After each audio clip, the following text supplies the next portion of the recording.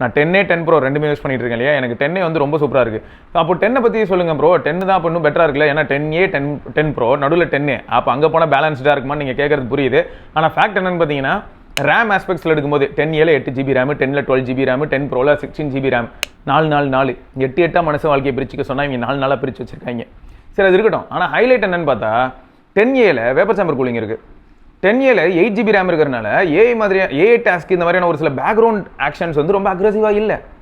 But இதுவே 10 எடுத்துக்கிட்டீங்கன்னா கூட 10Aவை விட அதுக்கு ஒரு பேண்ட்வித் எக்ஸ்ட்ரா கிடைக்கிறனால வாங்க ஒரு 2 டாஸ்க் எக்ஸ்ட்ராவை போடுவோம் அப்படின்னு சொல்லி ட்ரை பண்ணோம். பட் அதில் கிராஃபின் ஷீட் தான் இருக்குது.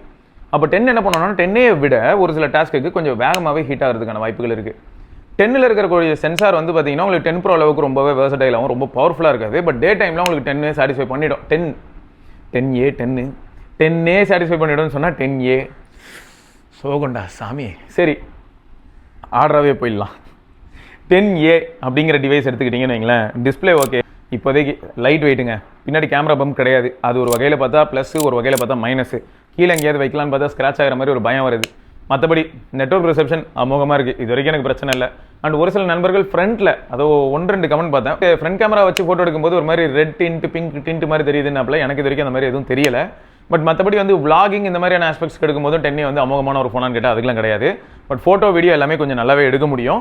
இதே ப்ரைஸ் ரேஞ்சில் இருக்கக்கூடிய மற்ற ஃபோன்ஸை கம்பேர் பண்ணும்போது HDR வீடியோவாக இருக்கட்டும், ஒரு சில ஃபேக்டர்ஸில் வந்து 10A ஸ்கோர் பண்ணோம். தெர்மல் மேனேஜ்மெண்ட்லையும் 10A ஸ்கோர் பண்ணுது, பேட்டரி லைஃப்லையும் 10A ஸ்கோர் பண்ணுது.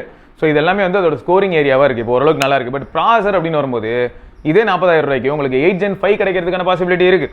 8 Gen 5 அளவுக்கு இது வந்து மொரட்டு பீஸான்னு கேட்டிங்கன்னா இல்லை, அங்கே மட்டும் இது கொஞ்சம் முட்டா பீஸ் மாதிரி தான் தெரியும். பட் இதுவே நீங்கள் வந்து இந்த பிக்சலோட ஆண்ட்ராய்ட் ஃப்ளேவர் இப்படி உள்ளே இறங்குனீங்கன்னா ஏமாற்றம் இருக்காது.